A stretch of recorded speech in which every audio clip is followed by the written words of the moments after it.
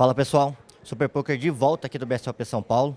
Estou com o craque Felipe Mojave, que vai contar pra gente a primeira mão que ele jogou no Main Event. Mojave, como é que foi a mão? E aí, garoto, beleza? E aí, galera do Super Poker, satisfação, tamo junto?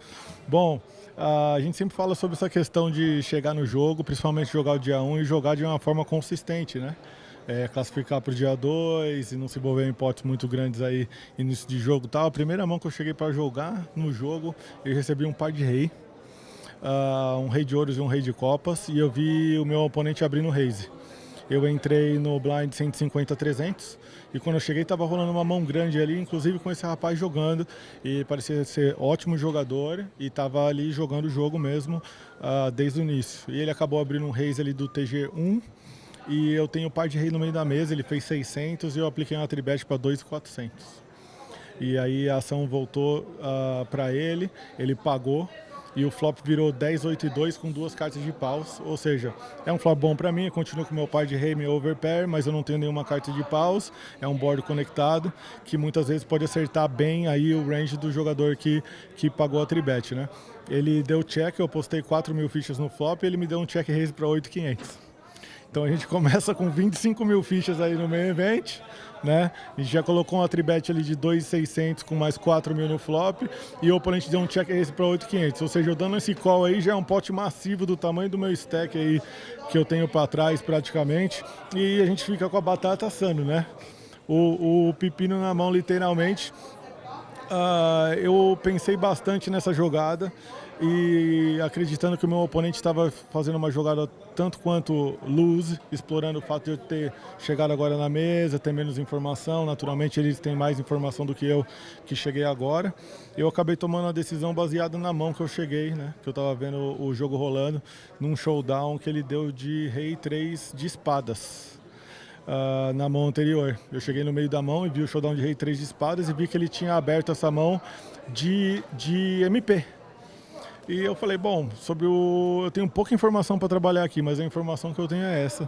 E não quis dar o call ali porque eu achei que dando call naquele tipo de situação tem muito turn ruim e eu posso ser explorado, blefado, etc e tal.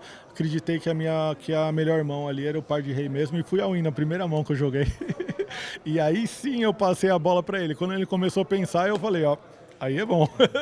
Aí a gente transferiu toda a responsa para ele e ele pensou bastante, usou time bank, etc e tal no começo e acabou foldando essa mão. Muita gente acaba confundindo essa mão pensando, precisa extrair mais valor do seu overpair, etc. Eu acredito que não. Você precisa, na verdade, defender muitas vezes a equidade da sua mão, principalmente numa fase inicial de jogo, procurar jogar potes médios e potes pequenos e angariar, construir um stack de forma bastante sólida, principalmente no dia 1 do torneio. Por isso que eu fiz uma jogada que vai muito em desencontro muitas vezes com a estratégia que a gente usa para o dia 1, mas nesse caso era necessário e, pô, não lembro quando é que foi que eu fui all-in na primeira mão que eu joguei num torneio. Eu acho que isso foi meio que assim, inédito para mim na carreira, primeira vez. E, bom, com par de rei é fácil, né, Mojave? Se você não tem essa informação do showdown dele de rei 3, a jogada seria diferente ou por causa do par de rei você iria de onde? Aí vocês têm um repórter jogador de pôquer, hein? Aí essa foi muito boa essa pergunta, inclusive. Se eu não vejo esse showdown, eu não jogo a mão desse jeito, rapaz. Pra você ver como um jogo de pôquer é um jogo de informação. A gente fala que os elementos do pôquer, né? Ficha, carta, essas coisas, são somente elementos do pôquer. O jogo de pôquer não é um jogo disso. O jogo de pôquer é um jogo de pessoas. Então você precisa avaliar as pessoas com a informação que você tem. As pessoas acham que elas têm que começar no jogo, sentar lá, bunda na cadeira, esperar tudo acontecer para você tomar a decisão. Não, quanto mais rápido você puder ler os seus oponentes e angariar informação, é melhor para você e você já vai poder tomar uma decisão baseada nisso. Então só tomei essa decisão baseado naquele showdown. Se eu estou jogando contra um jogador que eu não tenho aquela informação, naturalmente eu vou ter que decidir pagar o check raise no flop ou muitas vezes desligar aquela mão ali naquele tipo de situação. Desligar com menos frequência do que pagar pelo fato da gente ter posição e ainda tá jogando o oponente jogar um range bastante grande de draws, né? Naquele board do 10-8-2 com 10-8 de paus. Mas a pergunta foi muito inteligente mesmo e bem observado, porque a gente jogaria a mesma mão no mesmo cenário de forma diferente. É isso aí, galera. Mais tarde a gente volta com mais informações aqui do BSOP São Paulo.